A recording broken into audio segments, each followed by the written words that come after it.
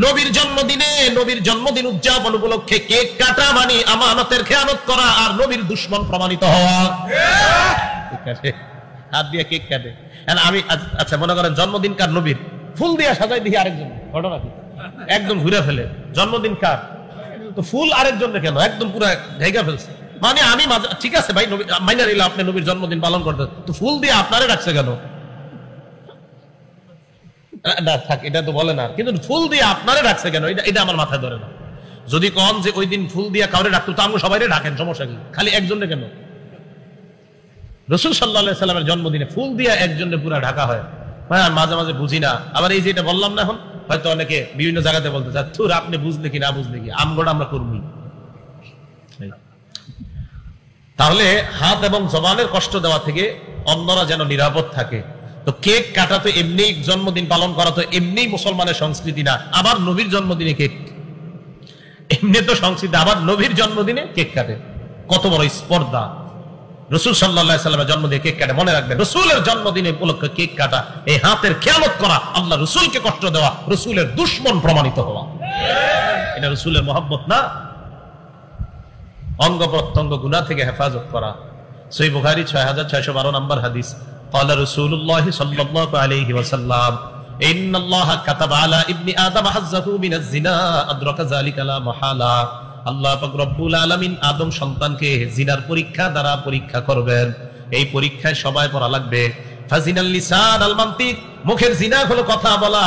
ওয়া জিনাল ইয়াদি আল বাত, হাতের জিনা হলো স্পর্শ করা। ওয়ান নাফসু তামান্না ওয়া তাশতাহি, অন্তর কল্পনা করা, এটা অন্তরের জিনা হয়ে যায়।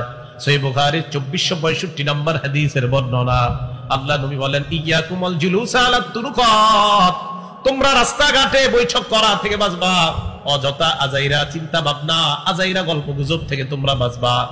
সাহাবারা বললেন, মা লানা বুদ্দুন ইন্নামা হিয়া মাজালিসুনা নাতাহাদ্দাসু ফিহা ইয়া রাসূলুল্লাহ। রাস্তাঘাটে আমরা ধর্মীয় আলোচনা করি, আমরা ভালো কথা বলি। রাস্তাঘাটে ভালো কথাও কি বলা যাবে না? আল্লাহ নবী বললেন, ফা ইন আবাইতুম ইল্লাল মাজালিসা, রাস্তাঘাটে যদি বসতে হয়, ফাআকুত তরিকা হাক্কা, রাস্তার হক আদায় করবা। সাহাবারা প্রশ্ন করলেন, মা হাক্কুত তরিক ইয়া রাসূলুল্লাহ, রাস্তার হক আবার কি জিনিস? আল্লাহ রাসূল বললেন, রাস্তার হক হলো 5টা। বলেন রাস্তার হক কয়টা? 5টা।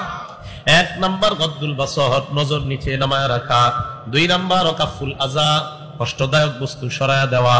কষ্টদায়ক বস্তু সরায়া দেওয়া, এই আমলটা সবাই করেন, এটা খুব দামি আমল। সহিহ বুখারী 652 নম্বর হাদিসের বর্ণনা। ক্বালা রাসূলুল্লাহ বাইনামা রাজুলুন ইয়ামশি বিতরিকিন ওয়াজাদা গুসনা শাওকিন আলা তরিক, এক ব্যক্তি রাস্তায় হাঁটতেছে, রাস্তায় হাঁটার সময় রাস্তার মধ্যে কোনো কাঁটা পেয়ে যায়। কাঁটা পাওয়ার পর ফাআখারা, কাঁটাটা যদি সরায় দেয়, আল্লাহ নবী বলেন, শাকারাল্লাহু লা, ওই মুহূর্তে ওই বান্দার উপর আল্লাহ খুশি হয়ে যায়। সুবহানাল্লাহ। ওয়া গফারা লা, আগের জিন্দেগীর সব সগীরা গুনাহগুলা maaf করে দেয়। এই কাজটা কইরেন, রাস্তায় কষ্টদায়ক বস্তু, কলার সিলকা, ইটের কণা, এগুলা যদি পান সরায়া দিবেন। তো আসেন, রাস্তার হক হলো 5টা। 1 নাম্বার নজর নিচে রাখা। 2 নাম্বার কষ্টদায়ক বস্তু সরায়া দেওয়া।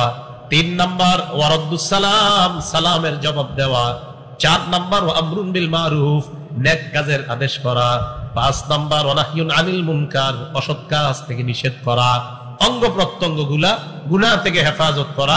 এই গুনাহের অঙ্গের মধ্যে একটা চোখও আছে, এই চোখটাকে গুনাহ থেকে হেফাজত করা। আল্লাহ আমাদের সকলকে এই অঙ্গ প্রত্যঙ্গ গুলো গুনাহ থেকে হেফাজত করে আমরা যেন নেকির কাজ বেশি করতে পারি, আল্লাহ তৌফিক দান করেন।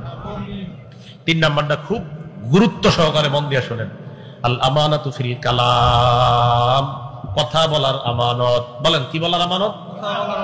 কথা বলার আমানত হলো সত্য কথা বলা। কথা বলার খেয়ানত হলো মিথ্যা কথা বলা, অনর্থক কথা বলা, গল্প গুজব ইত্যাদি করা। কথার আমানত সত্য কথা বলা, কথার খেয়ানত মিথ্যা কথা বলা। সহিহ বুখারীর 6094 নম্বর হাদিসের বর্ণনা। ক্বালা রাসূলুল্লাহ সাল্লাল্লাহু আলাইহি ওয়াসাল্লাম, আল্লাহ নবী বলেন, আলাইকুম বিসসিদকি, সত্যবাদিতা অবলম্বন করবা। ফা ইন্নাস সিদকা ইয়াহদি ইলাল বিররি, সত্য মানুষকে পুণ্যের রাস্তা দেখায়। ওয়া ইন্নাল বিররা ইয়াহদি ইলাল জান্নাহ, পুণ্য মানুষকে জান্নাতের রাস্তা দেখায় দেয়। ইন্নার রাজুলা লা ইয়াসদুকু, কোন মানুষ যখন সত্য কথা বলে, সকাল বিকাল সর্বদা যদি সত্য কথা বলে, ওয়া ইয়াতাহাররা সিদকা, সব সময় যদি সত্য কথা বলে, হাত্তা ইউকতাবা ইনদাল্লাহি সিদ্দীকা, এই লোকটার নাম আল্লাহর খাতায় আবু বকরের মতো সিদ্দিক লেখা হয়ে যায়। একটা মানুষ সত্য কথা যখন বলতে থাকে বারবার, আবু বকর তার নাম যেমন সিদ্দিক, আপনার নামও সিদ্দিক হবে। ওয়া ইয়াকুমুল কাযিব, মিথ্যা থেকে তোমরা বাঁচবা। ফাইন্নাল কাযিবা ইয়াহদি ইলাল ফুজুর, মিথ্যা মানুষকে পাপাচারের রাস্তা দেখায়। ওয়া ইন্নাল ফুজুরা ইয়াহদি ইলান নার, পাপাচার মানুষকে জাহান্নামের রাস্তা দেখায়। ইন্নার রাজুলা লা ইয়াকযিব, বান্দা যখন মিথ্যা কথা বলে, ওয়া ইয়াতাহাররাল কাযিবা, বারবার যখন মিথ্যা কথা বলে, হাত্তা ইউকতাবা ইনদাল্লাহি কাযযাবা, ওই বান্দার নামটা আল্লাহর খাতায় মুসাইলামা মিথ্যা নবুয়ত দাবিদারের মতো কাযযাব লিপিবদ্ধ হয়ে যায়। বলেন নাউযুবিল্লাহ। সত্য কথা বলা, সিদ্দিক হওয়া, কাযযাব থেকে বেঁচে থাকার চেষ্টা করা। আল্লাহ সকলকে সিদ্দিক হওয়ার তৌফিক দান করেন।